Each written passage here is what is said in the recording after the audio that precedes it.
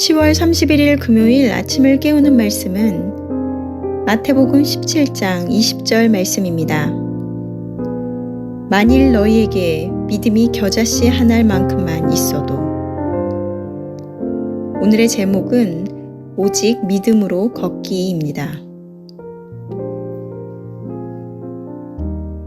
우리는 하나님께서 우리의 믿음을 보고 상을 주신다고 생각합니다.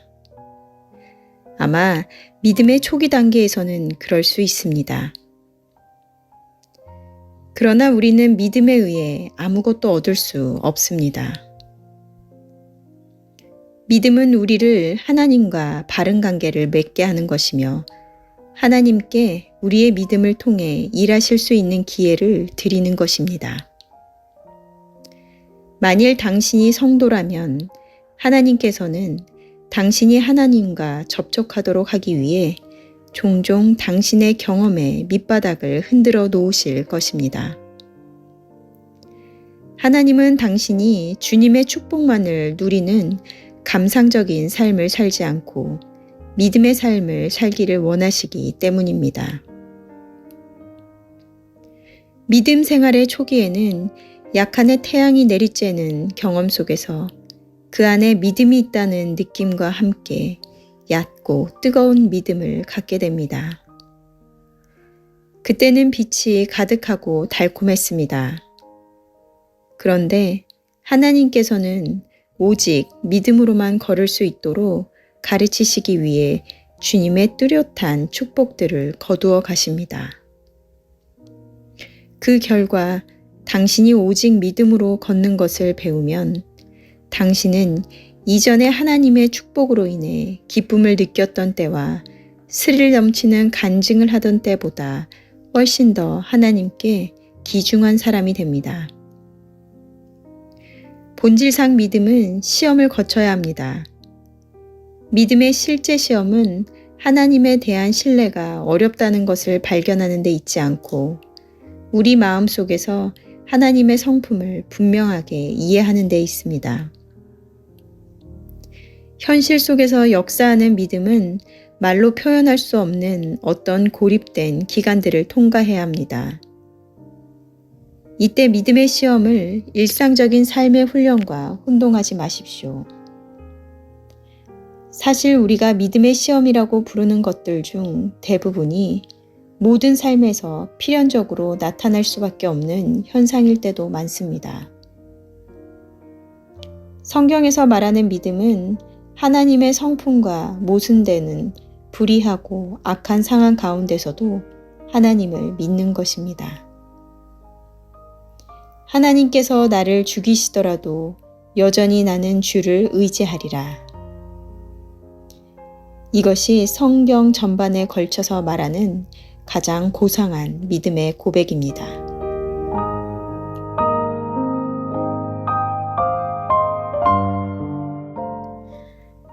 만일 너희에게 믿음이 겨자씨 한 알만큼만 있어도.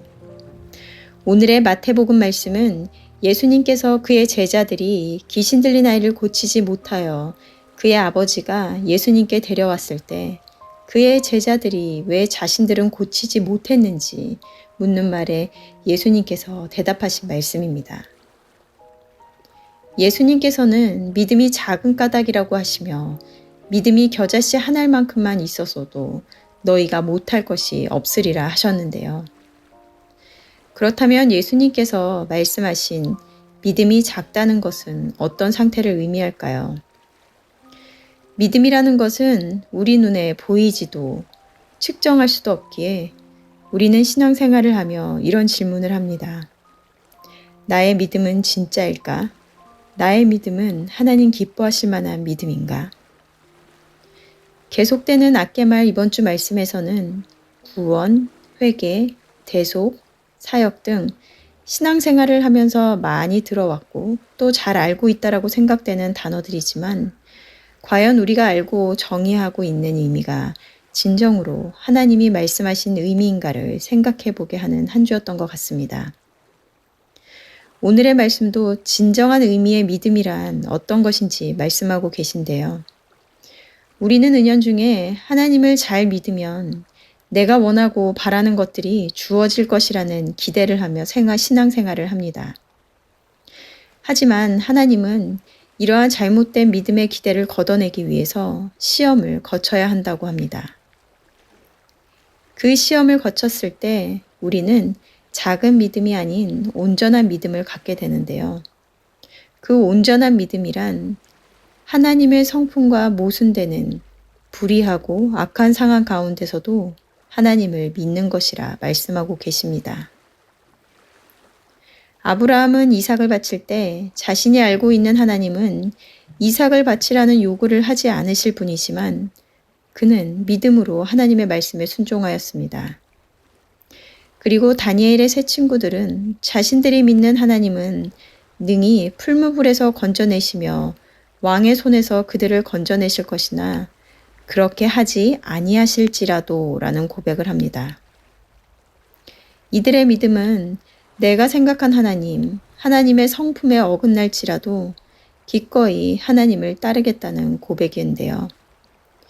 욥이 하나님께서 나를 죽이시더라도 여전히 나는 주를 의지하겠습니다 라는 믿음의 고백을 할 수 있는 상태가 되기까지 믿음의 시험을 통해 우리를 이끄신다는 것입니다. 이러이러하기에 하나님이 옳습니다가 아니라 하나님이시기에 항상 옳습니다의 고백을 하게 되는 것. 그것이 하나님을 분명히 이해했을 때 할 수 있는 고백이며 하나님이 기뻐하시는 믿음을 소유한 자들일 것입니다. 질문인데요. 욥이 했던 고백처럼 하나님께서 나를 죽이시더라도 여전히 주를 의지하리라 한 고백을 여러분들도 하실 수 있으십니까? 함께 기도하시겠습니다. 하나님, 오늘도 하나님을 알게 되는 더 깊은 자리로 우리를 인도하시니 감사합니다. 믿음이라는 것이 측정할 수도 형태가 있는 것이 아니기에 저마다가 정의하고 생각하는 기준으로 믿음이 있노라 하지만 예수님께서 제자들에게 믿음이 없는 패역한 세대라고 하신 말씀을 기억하며 우리의 믿음을 돌아보게 됩니다. 믿음이라는 말 뒤에 각자 저마다가 욕망하는 것들을 이루기를 바라는 마음으로 하나님을 따르는 것은 아닌지 우리의 마음을 점검하게 하시고 그의 자녀들에게 믿음의 시험을 통하여 하나님에 대한 온전한 이해와 고백이 있을 때까지 인도하시는 그 하나님만을 구하는 오늘이 되게 하여 주시옵소서. 감사드리며 예수님의 이름으로 기도드렸습니다. 아멘. 내일은 토요 새벽 예배가 있는 날입니다. 말씀과 기도의 자리로 나와 하루를 여시는 저와 여러분들이 되셨으면 좋겠습니다. 아침을 깨우는 말씀은 월요일 아침에 다시 찾아뵙도록 하겠습니다.